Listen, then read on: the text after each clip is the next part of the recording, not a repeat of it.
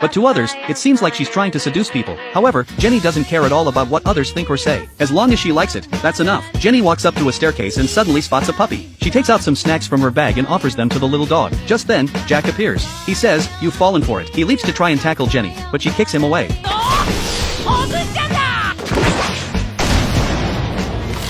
Seeing this, Jenny praises Jack for his persistence, saying, "Every day you keep coming." It turns out, Jack likes Jenny, but he secretly comes to see her underwear. Jenny tells him to stay away, warning, "Next time, I'll really hit you." But Jack still tries to cling to her, so Jenny kicks him down. Afterward, Jenny approaches the puppy, feeds it some snacks, and then walks to a phone booth to drop in a coin. It turns out Jenny works in inner London, and in this world, there are all sorts of dragons. Some are used as transportation, while others are used to grow fruit. As an apprentice witch, Jenny and Anna are tasked with harvesting grapes for champagne production today. The reason witches do this is because ordinary citizens are forbidden from directly interacting with dragons. In the worst case scenario, they could be sentenced to death. This is because dragons absorb negative emotions from humans and eventually turn into dark dragons. That's why witches exist, to connect humans with dragons. Meanwhile, Jack, who lives in outer London, brings John to a phone booth to search for clues about Jenny's sudden disappearance. However, when they find nothing, the pet puppy suddenly mutates, and a dark dragon leaps out from its body. At the same time, Jenny receives a call from her superior. Since the tactical team has gone north, she and Anna are asked to handle a monster extermination task. Anna doesn't want to miss such a good opportunity to stand out. Jenny uses a coin that directly takes her to outer London and arrives near Jack. Although Jack can't see anything, he can sense that something is destroying the place. At the critical moment, Jenny and Anna arrive just in time. But Jenny is puzzled, where could the dark dragon have hidden to grow so large? It's not until the dragon speaks that Jenny realizes what's happening.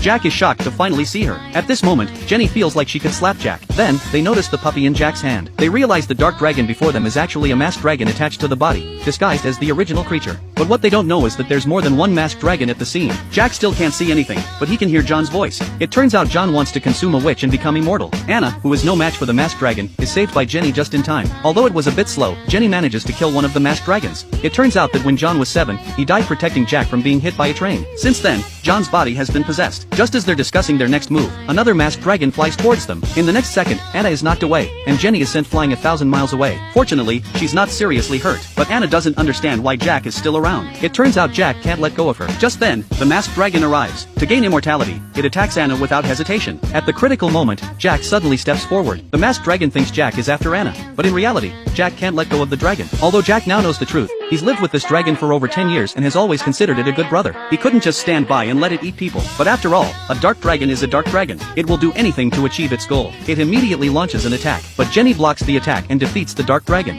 Afterward, Jenny thought she and Jack would never cross paths again. Little did she know, because Jack had been in contact with the dragon for 10 years and had even been bitten, it was as though he had been possessed by the dragon. Thus, Jack, who was originally sentenced to death, was now treated as a dragon. He must be protected by them. Since the supervisor said so, the two of them had no choice but to agree.